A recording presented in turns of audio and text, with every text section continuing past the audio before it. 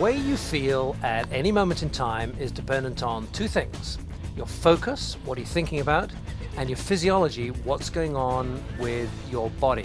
Your focus and your physiology. And today I want to give you a focus tip, something to do with your mind to help move your mind into a more empowering place.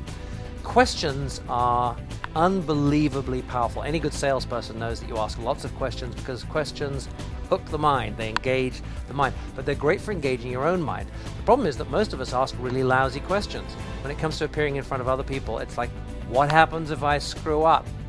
What happens if they hate me? And then we come up with answers like, oh my God, I won't get the promotion. They'll demote me. They'll fire me. Well, then ask a better question. What happens if I knock it out of the park?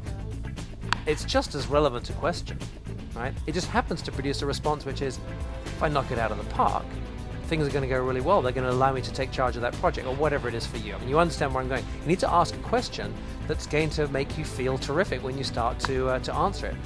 How do I want my audience to feel is another one. Now that allows you to design.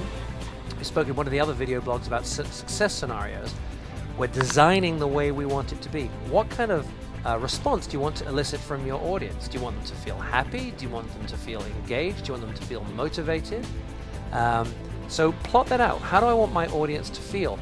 That is a great question because it focuses on your audience and the people you're speaking to instead of getting caught up in your own world. The problem with fear of public speaking, stage fright, is all about getting completely self-absorbed about yourself and your own emotions. As soon as I spoke the other day, a client of ours, there's a very, very famous opera singer. I can't tell you his name for confidentiality reasons.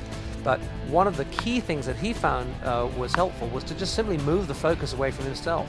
Instead of being about him and what happens if he messes up and what happens if his voice isn't good, he now spends a huge amount of time thinking about how can I give my gift to the audience? That's a great question. How can I give my gift to the audience?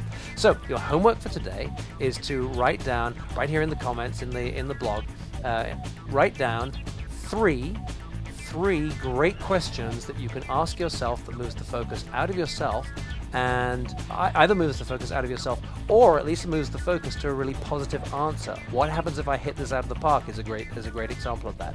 Put your entries in there, and remember to subscribe, by the way, so that you can get these tips just as soon as we publish them.